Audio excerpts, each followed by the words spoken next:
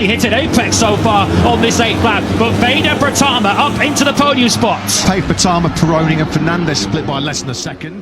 Because I see Indonesian fans make a lot of crazy things.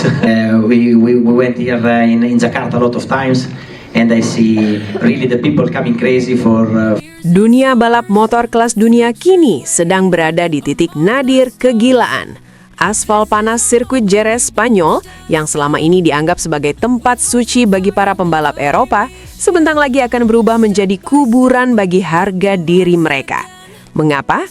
Karena sang Garuda, predator haus darah dari Gunung Kidul, Veda Ega Pratama, telah mendarat di tanah Matador.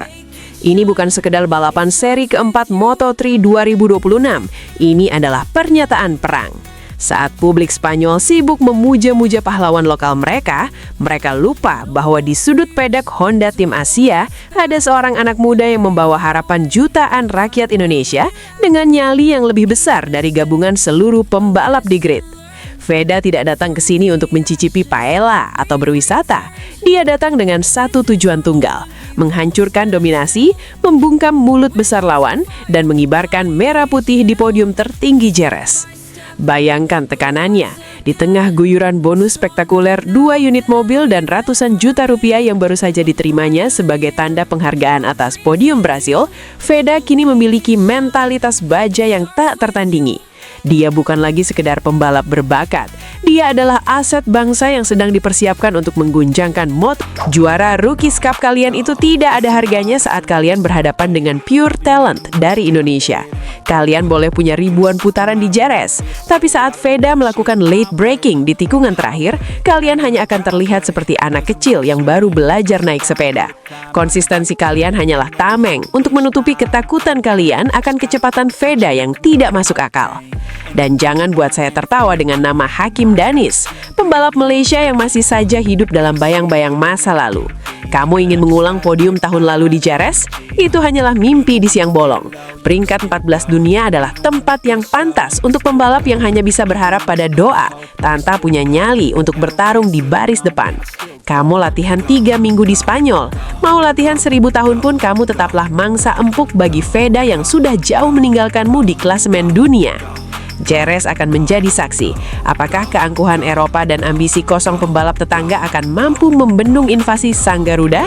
Ataukah Veda Ega Pratama akan kembali melakukan tarian kemenangan di atas aspal Spanyol, sekaligus memuluskan jalannya menuju kursi MotoGP 2029 bersama raksasa Honda? Persiapkan diri kalian, karena apa yang akan kalian dengar selanjutnya adalah detail perencanaan penghancuran yang telah disiapkan Veda untuk para rivalnya. Simak informasi lengkapnya sebagai berikut.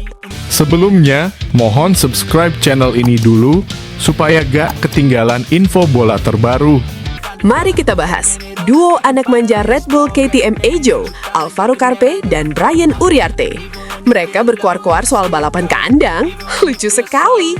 Carpe merasa hebat karena juara Rookies 2024. Uriarte sombong karena selalu cetak poin. Dengar ini kalian berdua. Kalian hanyalah figuran dalam drama kebangkitan Veda. Mau menang 5 kali di kelas 3 Talent Cup pun itu tidak berguna saat menghadapi kegilaan Veda di Moto3. Carpe, kamu cuma beruntung di Austin. Uriarte, kamu cuma pembalap papan tengah yang kebetulan pakai motor pabrikan. Di Jerez nanti, kalian hanya akan mencium bau asap knalpot Honda Tim Asia milik Veda. Jangan mimpi podium, mimpi saja supaya tidak malu-maluin di depan keluarga kalian sendiri.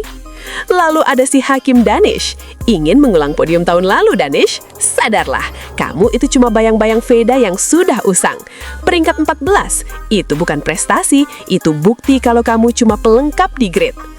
3 minggu latihan di Spanyol tidak akan bisa membeli bakat alami seorang Veda Pratama. Mau kamu lari maraton sampai kaki patah atau latihan pengereman sampai banmu meledak, kamu tetaplah pembalap mediocre yang akan dilibas Veda di tikungan pertama. Berhenti berharap masyarakat Malaysia mendoakanmu menang, lebih baik minta doa supaya kamu tidak di-overlap oleh Veda. Bandingkan dengan sang Garuda kita, Veda Ega Pratama tidak butuh banyak bicara.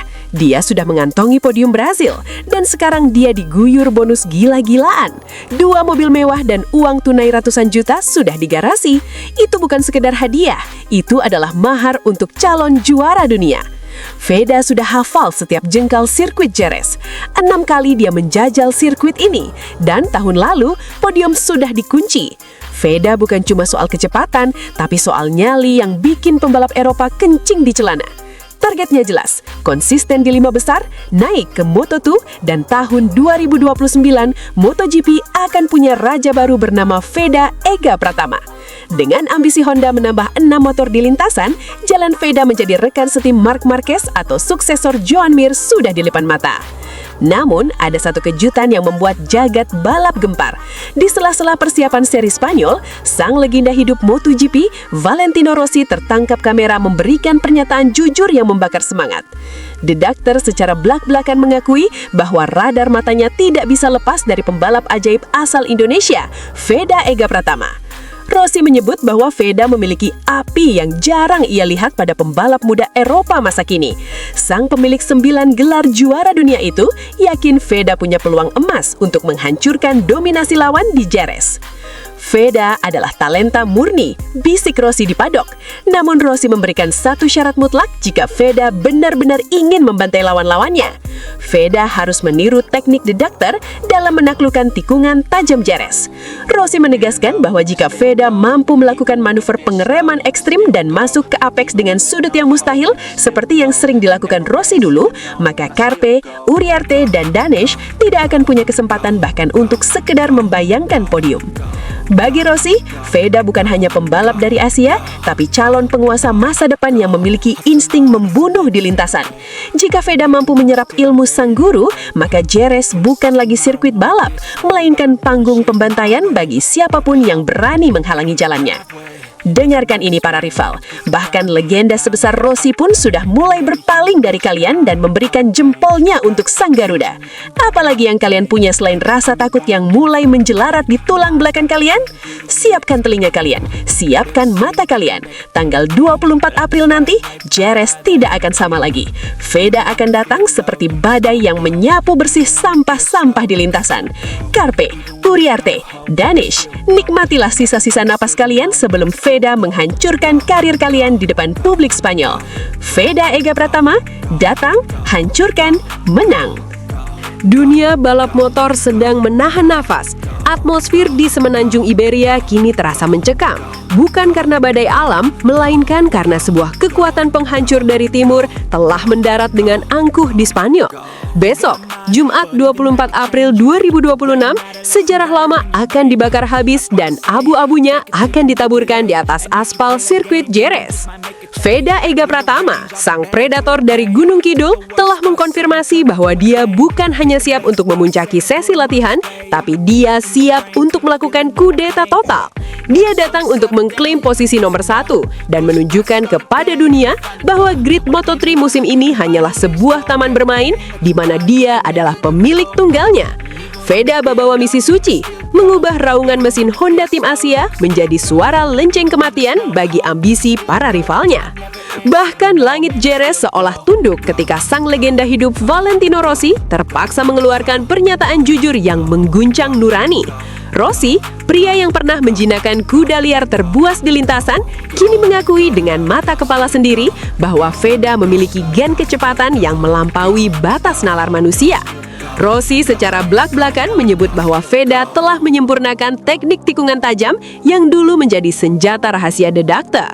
Jika dulu Rossi dianggap sebagai dewa tikungan, maka Veda adalah evolusi penyempurnaan yang melebihi itu semua.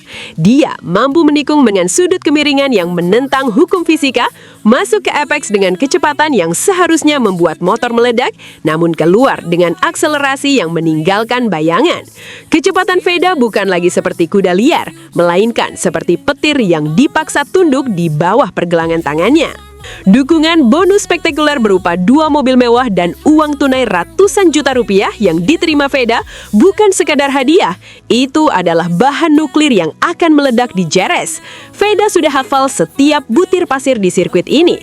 6 kali dia menjajal lintasan ini dan setiap putarannya adalah mimpi buruk bagi siapapun yang mencoba membuntutinya.